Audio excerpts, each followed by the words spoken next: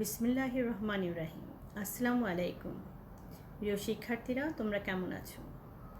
আশা করি তোমরা ভালো আছো এবং আছো নিরাপদে, এবং সেই সাথে মেনে চলছো স্বাস্থ্যবিধি। প্রিয় শিক্ষার্থীরা, তোমরা নিশ্চয় নিয়মিতভাবে পড়াশোনা করছো, কারণ আমরা কিন্তু কোর্সের প্রায় শেষ প্রান্তে চলে এসেছি। আর কোর্সও কয়েকটা ক্লাসের মাধ্যমে শেষ হয়ে যাবে। তাই আমি আশাবাদী যে তোমরা তোমাদের কোর্সের প্রতিটা চ্যাপ্টার সুন্দরভাবে বুঝেছ এবং করতে পেরেছ রপ্ত। প্রিয় শিক্ষার্থীরা, আমি ক্লাস শুরু করার পূর্বে আমাদের মাননীয় অধ্যক্ষ স্যারকে তোমাদের পক্ষ থেকে এবং আমার পক্ষ থেকে ধন্যবাদ জ্ঞাপন করছি। কারণ তিনি যদি এই অনলাইন বা ভার্চুয়াল ক্লাসের ব্যবস্থা না করতেন, তাহলে কিন্তু এই অস্থিতিশীল পরিস্থিতিতে কিংবা এই করোনা পরিস্থিতিতে আমাদের পড়াশোনা থেকে যেমন একদিকে বিচ্ছিন্ন হয়ে যেতাম, আর তোমাদের সাথে যে আমরা এই যে নিয়মিত ক্লাসের মাধ্যমে যোগাযোগ স্থাপন করতে পারছি, তা থেকে হতাম বঞ্চিত। তাই শ্রদ্ধেয় স্যারকে আমরা আবারও ধন্যবাদ জ্ঞাপন করে আজকের ক্লাস শুরু করছি। প্রিয় শিক্ষার্থীরা, আজকের ক্লাস শুরু করার পূর্বে আমি তোমাদের আমার পরিচিতি উপস্থাপন করছি। আমার মার্কেটিং বিভাগে ৩য় বর্ষের শিক্ষার্থীরা, আমি তোমাদের কোর্স টিচার নাজনীন জাহান, প্রভাষক, অর্থনীতি বিভাগ, মোহাম্মদপুর কেন্দ্রীয় কলেজ। আমরা আমাদের কোর্সের নাম এবং কোন অধ্যায় নিয়ে আমরা আলোচনা করছি, চলো সেটা আমরা জেনে নিই। আমাদের বিভাগের নাম হচ্ছে মার্কেটিং বিভাগ, কোর্স সামষ্টিক অর্থনীতি, আর অধ্যায় ব্যাংকিং।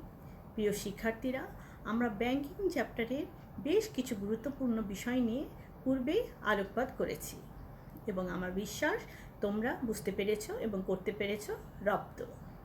আজকেও আমি এই ব্যাংকিং চ্যাপ্টারের গুরুত্বপূর্ণ বিষয় নিয়ে আলোকপাত করব। আজকের আমাদের আলোচ্য বিষয় বা আমাদের পঠিত বিষয়টা কি? ব্যাংকের শ্রেণীবিভাগ।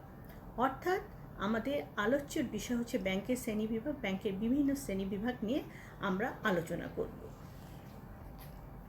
তাহলে চলো শুরু করা যাক। মানুষের দৈনিক অর্থনৈতিক প্রয়োজন এবং অর্থনৈতিক নিরাপত্তার কারণেই ব্যাংকের মূলত উদ্ভব। বিভিন্ন রকম ব্যাংক ব্যবস্থা বর্তমানে আধুনিক ব্যাংকিং আসরে দেখা যায়। মালিকানা, সাংগঠনিক ভিত্তি, কাঠামো ভিত্তি এবং কার্যপ্রণালীর পার্থক্যের ভিত্তিতে ব্যাংকের গঠন প্রণালী নির্ভর করে। তাই আমরা ব্যাংকের শ্রেণীবিভাগ নিয়ে আলোচনা করব। ব্যাংকের শ্রেণীবিভাগ মূলত 5 ভাগে ভিত্তি করা হয়। একটি কি মালিকানা ভিত্তিতে, 2 নম্বর কি সংগঠন ভিত্তিতে, তৃতীয়ত হচ্ছে প্রকৃতি ও কাঠামো ভিত্তিতে, আর চতুর্থ হচ্ছে কার্যভিত্তিতে বা নিয়ন্ত্রণ ভিত্তিক। প্রিয় শিক্ষার্থীরা, আজকে আমি এই ব্যাংকের 5 বিভাগের প্রতিটা সেক্টর এবং কীভাবে বিভক্ত হয়েছে এবং প্রতিটি ব্যাংকিং সম্বন্ধে পৃথকভাবে বিশদভাবে আলোচনা করব। চলো এখন আমরা ব্যাংকের বিভিন্ন যে শ্রেণীবিভাগ রয়েছে তা ধারাবাহিকভাবে আমরা আলোচনা করি। তাহলে আবারও বলছি, ব্যাংকের শ্রেণীবিভাগ কি? যে ব্যাংকে মূলত শ্রেণীবিভাগকে করা হয় 5 ভাগে। একটা কি করা হয় মালিকানা ভিত্তিতে, দ্বিতীয়ত করা হচ্ছে সংগঠনের ভিত্তিতে, তৃতীয়ত প্রকৃত কাঠামো ভিত্তিতে, চতুর্থ কার্য ভিত্তিতে, আর পঞ্চমত হচ্ছে নিয়ন্ত্রণ ভিত্তিতে। এখন আমি ধারাবাহিকভাবে প্রতিটি সেক্টর নিয়ে আলোচনা করব। প্রথমে আসি মালিকানা ভিত্তিতে। মালিকানা ভিত্তিতে 4 ভাবে ভাগ করা যায়। এক হচ্ছে সরকারি মালিকানাধীন, তারপরে দ্বিতীয়ত হচ্ছে বেসরকারি, আর তৃতীয় হচ্ছে স্বায়ত্তশাসিত, এবং চতুর্থ হচ্ছে সরকারি, বেসরকারি এবং যৌথ মালিকানা। চলো আমরা এখন প্রতিটি বিষয় নিয়ে আমরা আলোচনা করি। প্রথমেই আসি সরকারি মালিকানাধীন ব্যাংক বা গভর্নমেন্ট ব্যাংক। ব্যাংকের পরিচালনা, নিয়ন্ত্রণ থেকে আরম্ভ করে সংগঠন ব্যবস্থা পর্যন্ত সরকার দ্বারা নিয়ন্ত্রিত হলে তাকেই বলা হচ্ছে সরকারি ব্যাংক। সরকার 2 ভাবে ব্যাংকের মালিকানা আসতে পারে। প্রথমত কি বর্তমান কোনো ব্যাংকে রাষ্ট্রায়ত্তকরণের মাধ্যমে, আর অন্যভাবে বলা যেতে পারে যে দেশের প্রয়োজনের স্বার্থে সরকারি উদ্যোগে নতুন ব্যাংক প্রতিষ্ঠা করা হয়ে থাকে। যে কোনো ধরনের ব্যাংকের মালিক সরকার হতে পারে, তবে সাধারণত দেখা যায় যে সরকার কোম্পানি ও শাখা ব্যাংকের মালিক হয়ে থাকে। আমাদের দেশে সরকারি মালিকানায় পরিচালিত ব্যাংক মূলত চারটি। যে চারটি ব্যাংকে কি হচ্ছে, একটা হচ্ছে সোনালী ব্যাংক, একটা হচ্ছে অগ্রণী ব্যাংক, একটা জনতা, আর একটা কি রূপালী ব্যাংক। এরপরে আসি বেসরকারি ব্যাংক বা আমাদের বলতে পারি প্রাইভেট ব্যাংক। যে সমস্ত ব্যাংক ব্যক্তি বিশেষ দ্বারা নিয়ন্ত্রিত ও পরিচালিত হয় সেই সমস্ত ব্যাংকগুলোকে সাধারণত আমরা বেসরকারি ব্যাংক বলে অভিহিত করে থাকি। তবে বেসরকারি ব্যাংক হলেও তালিকাভুক্তির প্রয়োজনে এই সকল ব্যাংক দেশের কেন্দ্রীয় ব্যাংকের আওতায় থেকে পরোক্ষ নিয়ন্ত্রণাধীন পরিচালিত হয়ে থাকে। এই ধরনের ব্যাংকগুলোর মালিক বা শেয়ার হোল্ডার কোনো ব্যক্তিবর্গ হয়, কোনো সরকার নয়। যেমন আমাদের দেশে বিভিন্ন বেসরকারি ব্যাংক রয়েছে, যেমন আইসি ব্যাংক, দ্য সিটি ব্যাংক ইত্যাদি। এরপরে আসে কি স্বায়ত্তশাসিত ব্যাংক, অর্থাৎ অটোনোমাস ব্যাংক। স্বনিয়ন্ত্রিত ব্যাংককেই আমরা মূলত স্বায়ত্তশাসিত ব্যাংক বলি। এই ধরনের ব্যাংক সরকারের বিশেষ আইন বলে ও সংবিধানের বিশেষ অধ্যাদেশের মাধ্যমে গঠিত হয়ে থাকে। এইরূপ ব্যাংক স্বনিয়ন্ত্রণ ব্যবস্থায় স্বাধীনভাবে নিয়ন্ত্রিত হয়ে থাকে। আমাদের দেশে পরিচালিত বাংলাদেশ ব্যাংক, বাংলাদেশ শিল্প ব্যাংক, রাজশাহী কৃষি উন্নয়ন ব্যাংক, এই সমস্ত ব্যাংকগুলোকে আমাদের স্বায়ত্তশাসিত ব্যাংকের উদাহরণ। এরপরে রয়েছে কি সরকারি, বেসরকারি এবং যৌথ মালিকানা ব্যাংক, অর্থাৎ government and private joint ownership bank. সরকার ও নির্দিষ্ট ব্যক্তি বা ব্যক্তিবর্গের দ্বারা গঠিত ও পরিচালিত ব্যাংকগুলোকে সরকারি ও বেসরকারি যৌথ মালিকানায় ব্যাংক বলা হয়ে থাকে। তবে গঠন ও পরিচালনার ব্যাপারে সরকারের আধিপত্য বেশি হয়ে থাকে, কারণ এইরূপ ব্যাংকগুলোর 51% শেয়ারে কিন্তু মালিক সরকার হয়ে থাকে। আমাদের দেশে পরিচালিত যেমন রূপালী ব্যাংক এই জাতীয় ব্যাংকের একটি উৎকৃষ্ট উদাহরণ। অবশ্য বর্তমানে এই ব্যাংকের 94.5% শেয়ার সরকারের হয়ে থাকে। এরপরে আসি মালিকানার ভিত্তিতে আমরা বিভিন্ন প্রকার ব্যাংক নিয়ে আলোচনা করলাম। এরপরে আসবো সংগঠনের ভিত্তিতে ব্যাংকগুলো কী কী: একক মালিকানা, অংশীদারি, যৌথ কোম্পানি, সমবায় এবং রাষ্ট্রীয়। চলো আমরা এখন ধারাবাহিকভাবে প্রতিটি ব্যাংক নিয়ে আলোচনা করি। অর্থাৎ সংগঠক ভিত্তিকে যে ব্যাংকের শ্রেণীবিভাগ হচ্ছে একক মালিকানা যে ব্যাংক, অর্থাৎ যে সমস্ত ব্যাংকের মালিক একজন এবং পরিচালিত হয় এবং তার দ্বারাই সেই সমস্ত ব্যাংকগুলোকে এক মালিকানা ব্যাংক বলা হয়ে থাকে। আমাদের দেশে একক মালিকানা ব্যাংকের প্রচলন নেই। যুক্তরাষ্ট্রে এইরূপ ব্যাংক খুবই কিন্তু জনপ্রিয়। এরপরে আসি অংশীদারি ব্যাংক বা পার্টনারশিপ ব্যাংক। দেশের প্রচলিত অংশীদারি আইন ও ব্যাংকিং আইন অনুসারে যে ব্যাংকিং ব্যবস্থা গড়ে ওঠে তাকেই মূলত অংশীদারি ব্যাংক বলা হয়ে থাকে। এই ধরনের ব্যাংকে সর্বনিম্ন 2 জন এবং সর্বোচ্চ 10 জন অংশীদার থাকতে পারে। আমাদের দেশে এইরূপ ব্যাংক মূলত নেই, তবে ব্রিটেন এবং যুক্তরাষ্ট্রে এইরূপ ব্যাংক অনেক জনপ্রিয়। এরপরে আসে কি যৌথ কোম্পানি ব্যাংক বা জয়েন্ট স্টক কোম্পানি ব্যাংক। দেশের প্রচলিত কোম্পানি আইন এবং ব্যাংকিং আইন দ্বারা গঠিত, নিয়ন্ত্রিত ও পরিচালিত ব্যাংকগুলোকে মূলত যৌথ কোম্পানির ব্যাংক বলা হয়ে থাকে। এই ধরনের ব্যাংকগুলোর শেয়ার হোল্ডার সরকার যে কোনো ব্যক্তিবর্গই হতে পারে। আমাদের দেশে সব বাণিজ্যিক ব্যাংক, যেমন ধরো ইসলামী bank, Uttara bank, Pubali bank, এই ব্যাংকগুলোকে যৌথ কোম্পানির ব্যাংক হিসাবে পরিচিতি লাভ করেছে বা অভিহিত করা হয়। এরপরে রয়েছে কি সমবায় ব্যাংক বা কোঅপারেটিভ ব্যাংক। সমবায়ের উদ্দেশ্যে দেশের প্রচলিত সমবায় আইন ও ব্যাংকিং আইন দ্বারা গঠিত, নিয়ন্ত্রিত ও পরিচালিত ব্যাংকগুলোকে মূলত সমবায় ব্যাংক বলা হয়ে থাকে। আমাদের দেশে পরিচালিত commercial cooperative bank, Rajshahi cooperative bank, Narayanganj cooperative bank এই জাতীয় ব্যাংকের প্রকৃষ্ট উদাহরণ। এরপরে আসি রাষ্ট্রীয় মালিকানা ব্যাংক বা স্টেট ওন্ড ব্যাংকস। যে সমস্ত ব্যাংকের মালিক সরকার এবং সরকার প্রত্যক্ষ নিয়ন্ত্রণে পরিচালিত হয় তাকেই রাষ্ট্রীয় মালিকানার ব্যাংক বলা হয়ে থাকে। আমাদের দেশে প্রচলিত বাংলাদেশ ব্যাংক, সোনালী ব্যাংক, অগ্রণী ব্যাংক, জনতা ব্যাংক রাষ্ট্রীয় মালিকানার ব্যাংক হিসাবে কাজ করে থাকে। এইরূপ ব্যাংক সরকারের প্রতিনিধি হিসাবেও কাজ করে থাকে। প্রিয় শিক্ষার্থীরা, আমরা মালিকানার ভিত্তিতে ব্যাংক নিয়ে আলোচনা করলাম। তারপর আমরা সংগঠনের ভিত্তিতেও ব্যাংকের প্রকারভেদ নিয়ে আলোচনা করলাম। এরপরে আসব প্রকৃত বা কাঠামো, আবার বলছি প্রকৃতি বা কাঠামোর ভিত্তিতে ব্যাংক। প্রকৃতি বা কাঠামোর ভিত্তিতে ব্যাংক আবার 4 প্রকার। একটা হচ্ছে একক ব্যাংকিং, দ্বিতীয়ত হচ্ছে শাখা ব্যাংকিং, তৃতীয় হচ্ছে চেইন ব্যাংকিং এবং 4 হচ্ছে গ্রুপিং ব্যাংকিং। চলো আমরা এখন ধারাবাহিকভাবে প্রতিটি ব্যাংক নিয়ে আলোচনা করে থাকি। একক ব্যাংকিং বা ইউনিট ব্যাংকিং বলতে আমরা কি বুঝি? যে ব্যাংক শুধু একটি অফিসের মাধ্যমে কোনো নির্দিষ্ট এলাকা বা জনগোষ্ঠীর মধ্যে ব্যাংকিং কার্যক্রম পরিচালনা করে তাকেই একক ব্যাংকিং বলা হয়ে থাকে। একটি মাত্র শাখা বা অফিসের মাধ্যমে এই ব্যাংক সেবা প্রদান করে বলে এবং পরিধিও সীমাবদ্ধ হয়ে থাকে। এই ধরনের ব্যাংক সাধারণত এক মালিকানাধীন ব্যাংক হয়ে থাকে, তবে অংশীদারি ও যৌথ মূলধনী কোম্পানিরও হতে পারে। আমাদের দেশে এইরূপ ব্যাংক নেই। যুক্তরাষ্ট্রে সর্বপ্রথম এইরূপ ব্যাংকের প্রচলন হয়ে থাকে। এরপরে রয়েছে কি শাখা ব্যাংকিং বা ব্রাঞ্চ ব্যাংকিং। একটি প্রিন্সিপাল বা প্রধান শাখার অধীনে বিভিন্ন শাখার মাধ্যমে যে ব্যাংকিং কার্য পরিচালিত হয় তাকেই মূলত শাখা ব্যাংকিং ব্যবস্থা বলা হয়ে থাকে। অর্থাৎ প্রধান শাখার মাধ্যমে দেশে এবং বিদেশে এর শাখাগুলো পরিচালিত হয় এবং বিভিন্ন ব্যাংকিং সেবা প্রদান করা হয়ে থাকে। মোট কথা, শাখা ব্যাংকিং ব্যবস্থা একটি বৃহদায়তন ব্যাংকিং ব্যবস্থা। এরূপ ব্যাংকের উৎপত্তি হয় যুক্তরাজ্যে।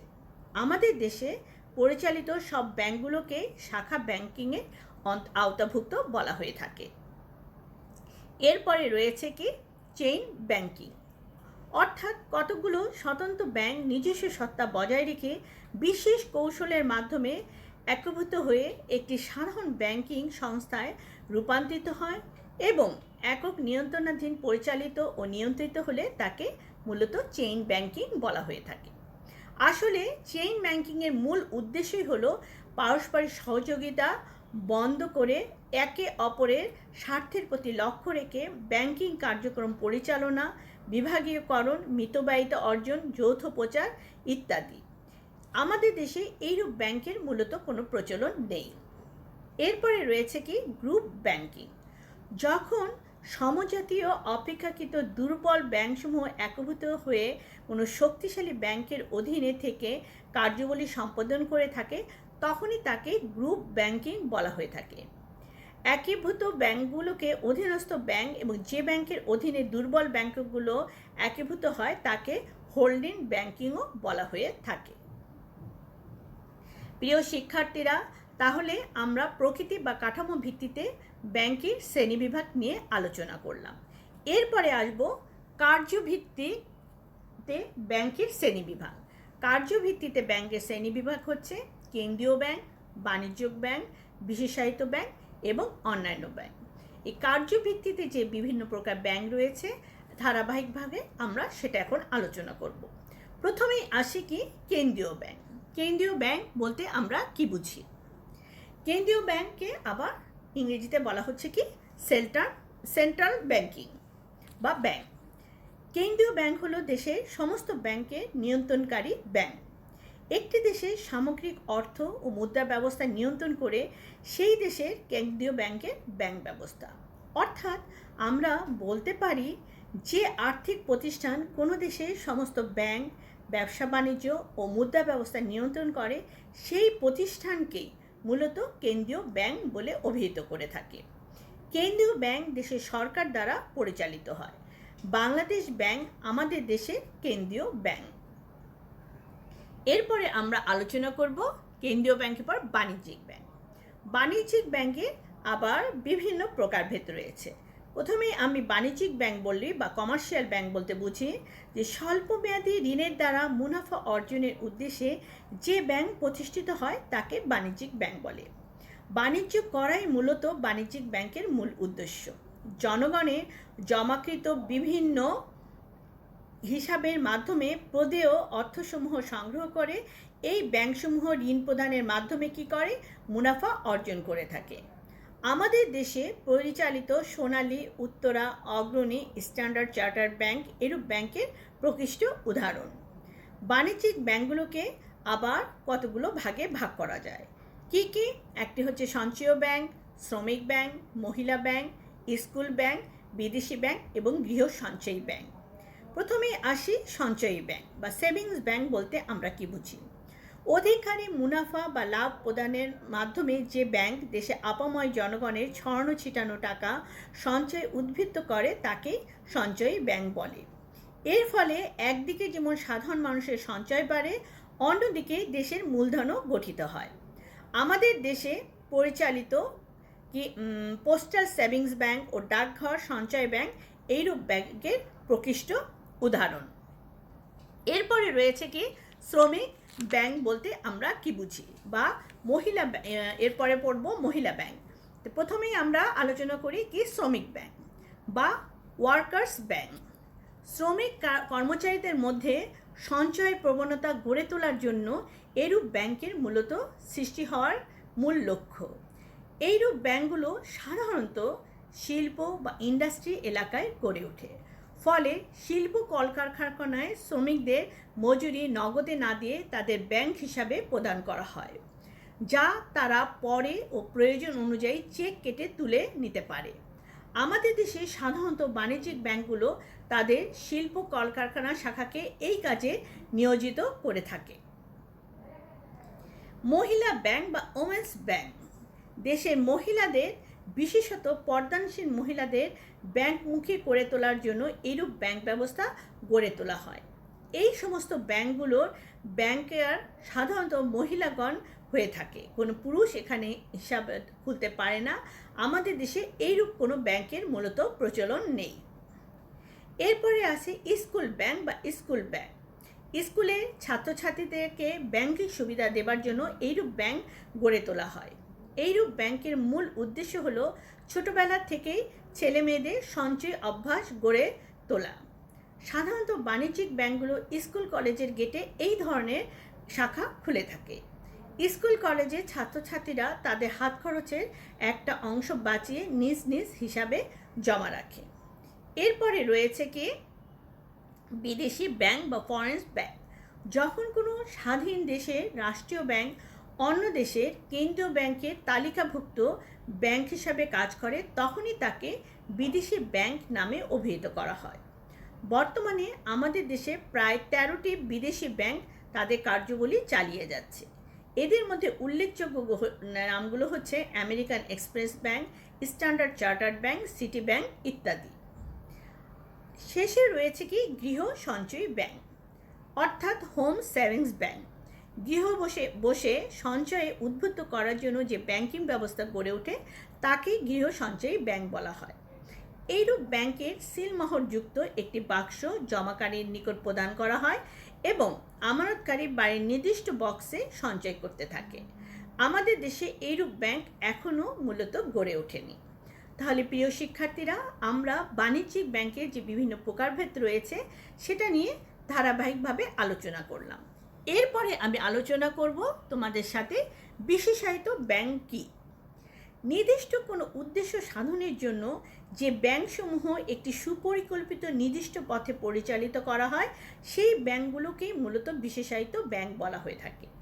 সাধারণত কোনো নির্দিষ্ট খাত উন্নয়নের জন্য এইরূপ ব্যাংক প্রতিষ্ঠা করা হয়ে থাকে।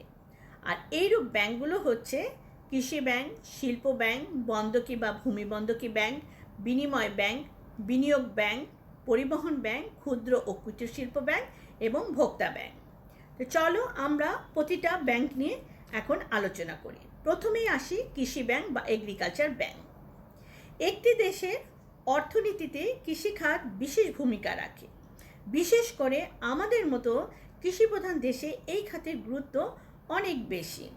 তাই কোনো দেশে কৃষি ব্যবস্থার উন্নতিকল্পে কৃষি বিষয়ে পরামর্শ প্রদান, অর্থ সরবরাহ, ঋণ প্রদান, সার ও বীজের সরবরাহ নিশ্চিতকরণ এরূপ ব্যাংকেরই প্রধান কাজ করে থাকে। এছাড়াও কৃষি যন্ত্রপাতি, যেমন ধরো সেচ ব্যবস্থা, কীটনাশক ক্রয়ের জন্য ঋণ প্রদান করাও এই ব্যাংকের যে কার্যাবলী রয়েছে তার আওতাভুক্ত। আমাদের দেশে বাংলাদেশ কৃষি ব্যাংক এবং রাজশাহী কৃষি ব্যাংক এই লক্ষ্যে গঠিত এবং পরিচালিত। এরপরে আসি শিল্প ব্যাংক বা ইন্ডাস্ট্রিয়াল ব্যাংক বলতে আমরা কি বুঝি। কোনো দেশে শিল্পায়নের বা শিল্প উন্নয়নের পথকে প্রশস্ত করার লক্ষ্যে যে ব্যাংক প্রতিষ্ঠিত হয় তাকেই মূলত আমরা শিল্প ব্যাংক বলে অভিহিত করে থাকি।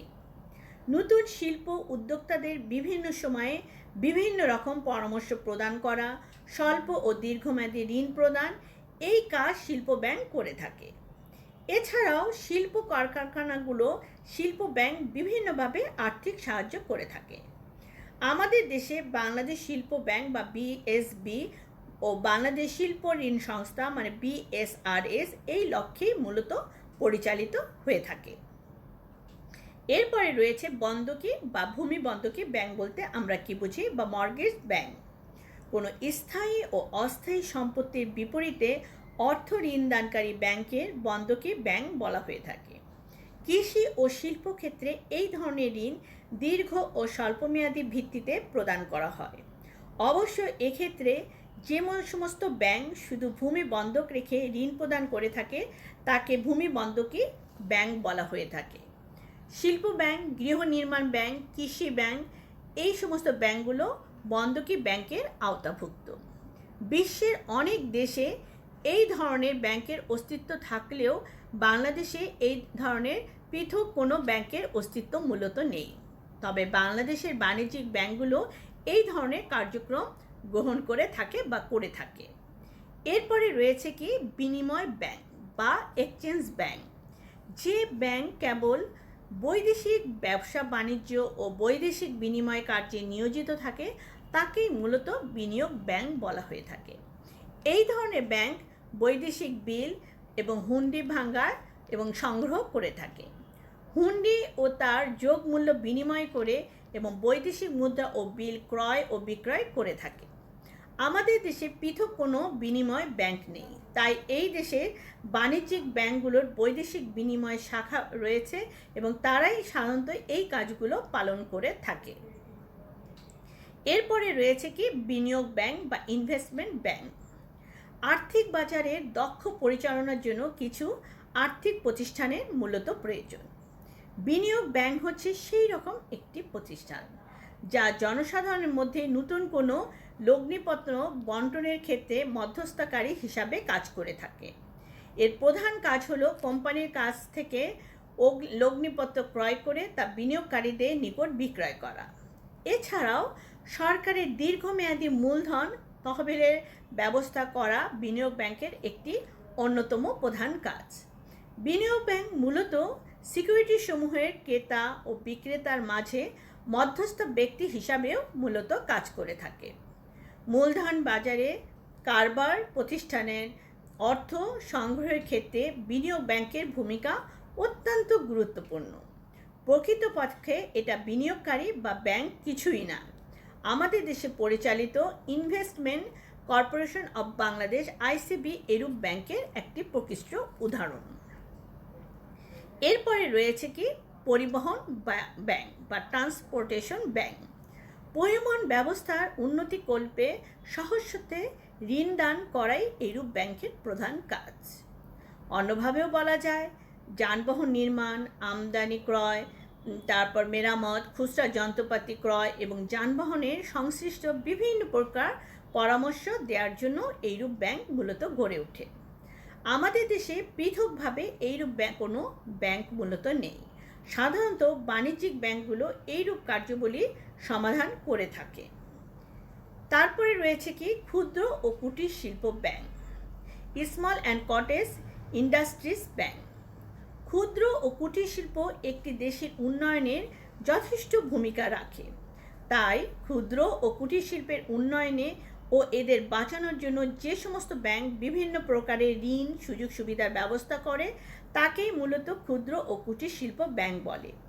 বাংলাদেশ ক্ষুদ্র ও কুটির শিল্প ব্যাংক অর্থাৎ বেসিক এইরূপ ব্যাংকের একটি উদাহরণ। শেষে রয়েছে কি ভোক্তা ব্যাংক অর্থাৎ কনজুমার ব্যাংক ভোক্তার সুবিধার্থে যে ব্যাংক সার্বিক সহায়তা প্রদান করে তাকেই ভোক্তা ব্যাংক বলে। মানুষের নিজ প্রয়োজনীয় জিনিসপত্র ক্রয়ে বিভিন্ন রকমের আর্থিক যে সুযোগ সুবিধা প্রদানের মাধ্যমে এই ব্যাংক ভোক্তাদের সাহায্য করে থাকে। আমাদের দেশে পৃথকভাবে এইরূপ ব্যাংক না থাকলেও বর্তমান বাণিজ্যিক ব্যাংকগুলোকে এই কাস্টমার সার্ভিস নামে একটি স্কিম খুলে এইরূপ সেবা প্রদান করছে। অর্থাৎ এই ছাড়া বাণিজ্যিক ব্যাংকগুলো credit card, ready cash card ইত্যাদির মাধ্যমেও এইরূপ সেবা প্রদান করে থাকে। এরপরে রয়েছে কি আমাদের অন্যান্য ব্যাংক বা আদার ব্যাংক। আদার্স ব্যাংক বলতে আমরা বলছি দেশি ব্যাংক, তারপরে গোষ্ঠী উন্নয়ন ব্যাংক, আঞ্চলিক ব্যাংক, আন্তর্জাতিক ব্যাংক, গ্রামীণ ব্যাংক এবং মিশ্র ব্যাংক। চলো আমরা এই বিষয়গুলো নিয়েও আমরা ধারাবাহিকভাবে আলোচনা করি। অন্যান্য ব্যাংক বা আধার ব্যাংক কি? বর্তমান কেন্দ্রীয় ব্যাংক, বাণিজ্যিক ব্যাংক এবং বিশেষায়িত ব্যাংক ছাড়াও আরও অনেকগুলো ব্যাংক প্রতিমান হয়। যেমন প্রথমেই বলছি কি দেশি ব্যাংক বা দেশীয় ভিত্তিতে প্রতিষ্ঠিত বিভিন্ন প্রকার ব্যাংকগুলোকেই মূলত দেশীয় ব্যাংক।